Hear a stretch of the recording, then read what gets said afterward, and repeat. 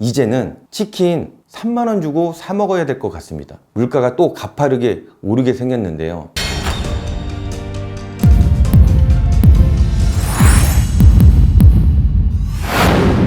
안녕하세요. 더한 프랜차이즈 개발원의 대표 가맹거래사입니다. 반갑습니다. 자, 오늘은요, 이 배달의 민족에 대해서 얘기를 좀 나누려고 하는데요. 배달의 민족은 이 국내 배달 시장의 약 60%를 차지하는 독점적 플랫폼으로 자리 잡은 거는 누구나 다 아는 사실입니다. 그런데 이로 인해서 소상공인들이 이 배민을 이용할 수밖에 없는 구조가 형성이 되었죠.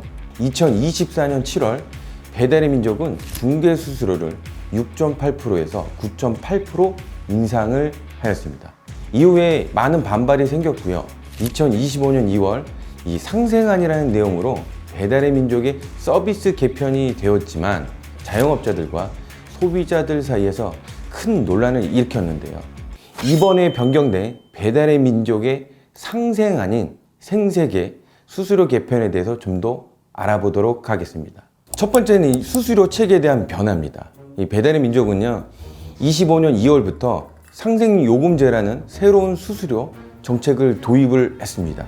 이 정책은요, 매출 규모에 따라 중개 수수료를 차등 적용하는 방식인데, 매출이 많은 업주에게는 높은 수수료를, 또 매출이 적은 업주에게는 낮은 수수료를 부과합니다.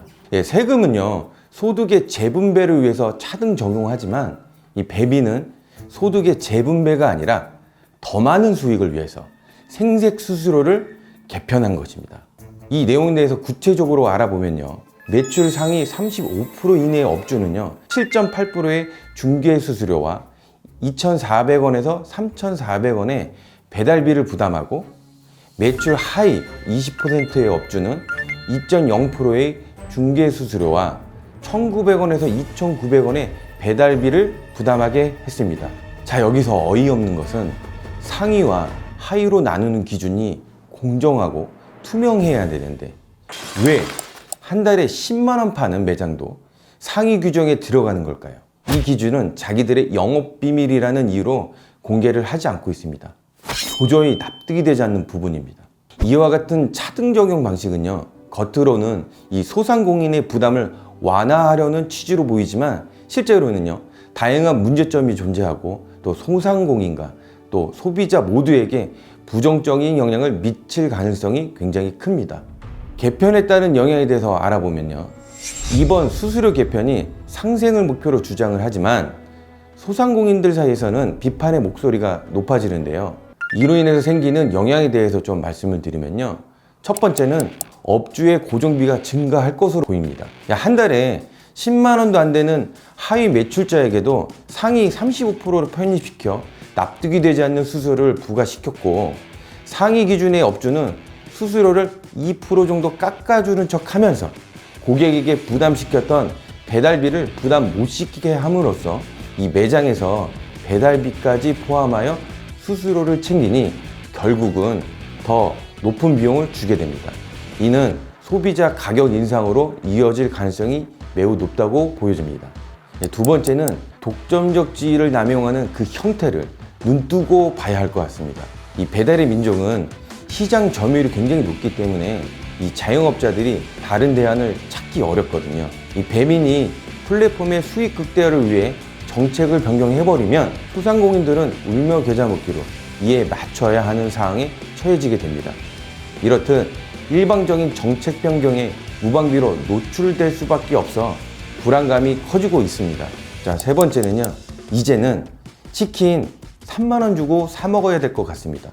즉, 물가가 또 가파르게 오르게 생겼는데요. 업주들이 높은 수수료와 또 광고비를 부담해야 되기 때문에 메뉴 가격을 인상할 수밖에 없는 구조가 될 것이기 때문에 소비자의 부담이 커질 것으로 보여집니다. 또한 쿠폰이나 또 할인도 축소되기 때문에 그동안 소비자들이 누렸던 혜택 또한 줄어들 것으로 보입니다. 자, 그럼 대안은 과연 없는 것인가? 2025년 배달의 민족의 서비스 개편은 플랫폼 경제에서의 공정성과 또 상생의 중요성을 다시 한번 일깨워 주었습니다. 모든 이해관계자가 협력해서 지속 가능한 생태계를 구축하는 것이 필요할 것이고, 배달의 민족의 횡포를 막기 위해서는 소상공인과 소비자가 함께 대안을 모색해야겠습니다. 그러면 또 다른 대안은 없을까요? 네, 첫 번째는 소상공인의 연대 강화입니다. 이 공공 배달앱 있지 않습니까?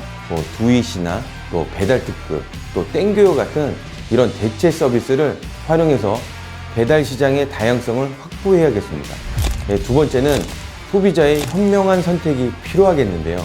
플랫폼에 가급적이면 의존하지 말고 옛날처럼 직접 전화 주문을 이용하는 방식으로 소상공인의 부담을 좀 줄여줬으면 좋겠습니다.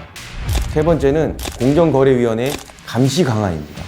시장 지배적 사업자인 배달 플랫폼의 독점적 지위 남용을 막기 위해서 정부 차원에서 철저히 조사하고 또 과도한 수수료 정책에 대해서 제재가 필요할 것 같습니다.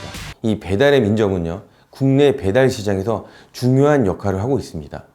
이 배민이나 쿠팡 등에서 이런 독점적 구조를 악용하는 형태가 계속적으로 지속이 되면 결국 소비자와 또 소상공인 모두에게 피해가 돌아갈 것입니다. 이에 저희 더함도 한 목소리를 내서 상생의 정책이 나오기를 바라는 마음에 영상을 준비했습니다. 감사합니다.